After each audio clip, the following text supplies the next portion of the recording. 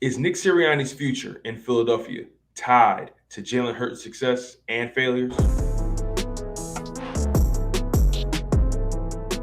What's good, beautiful people? Make sure you guys like, comment, and subscribe. Now, I was doing some thinking. Nick Sirianni came into the Philadelphia Eagles organization not really having the pick of the litter at the quarterback position. As a matter of fact, he essentially inherited Jalen Hurts. And Jalen Hurts was actually drafted by Doug Peterson, as we all already know.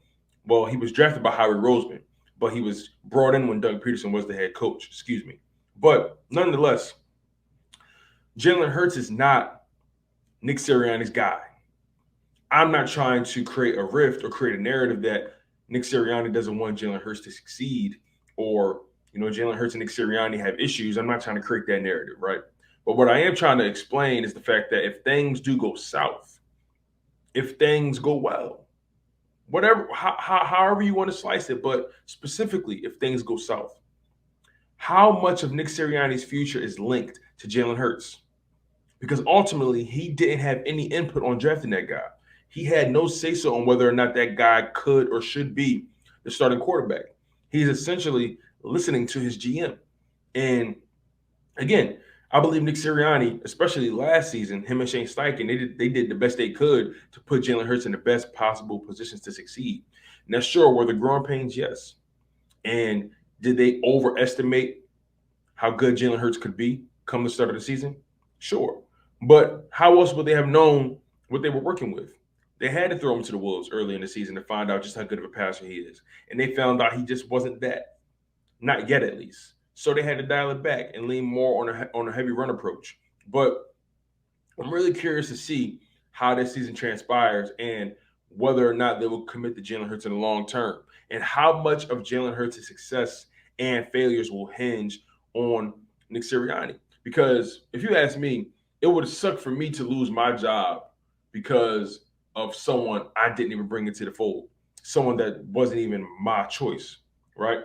And Nick Sirianni will be held accountable for things if they go wrong. Now, how much of leeway would the organization give him? How much of a leash would Howie Roseman or Jeffrey Lurie give Nick Sirianni if things don't go right with Jalen Hurts? Will they allow Nick Sirianni to draft another quarterback? Will they allow Nick Sirianni to essentially have another crack at the quarterback position if Jalen Hurts doesn't work out? That's something to be discussed. Now, do I anticipate Jalen Hurts not working out? I'm not too sure. I expect him to take his game to another level.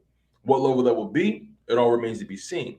But we have to pay close attention to how the situation unfolds, especially in regards to Nick Sirianni's future as the head coach, because I believe Nick Sirianni is showing signs of being a very perceptive, a very instinctive, a very astute head coach.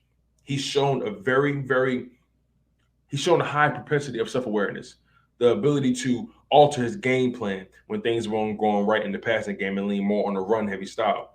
Also, handing over play calling to Shane Steichen because he wants to be more hands-on all things on the sideline, not just the offense or the play calling, but also on the defense, and also when it comes to managing the game, the clock, the timeouts, key decisions, so on and so forth. So Nick Sirianni has shown signs of being a good head coach. He's trending in that direction, but he has to continue to build on the previous season.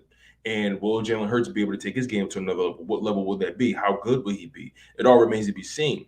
But I think it'd be interesting to see just how much of Nick Sirianni's future is contingent on Jalen Hurts' success and failures, because I think it'd be quite unfair for Nick Sirianni to take the brunt of the hit if Jalen Hurts doesn't pan out. But also, if Jalen Hurts does pan out, Nick Sirianni will get a lot of credit. So you can make an argument for both sides, right? Nick Sirianni should get credit regardless if things go good and or go bad, But ultimately, it's going to be really interesting, really, really intriguing to see how this thing unfolds, and also the type of contract Jalen Hurts may command if he does well. But I want you guys to comment below and tell me what you think.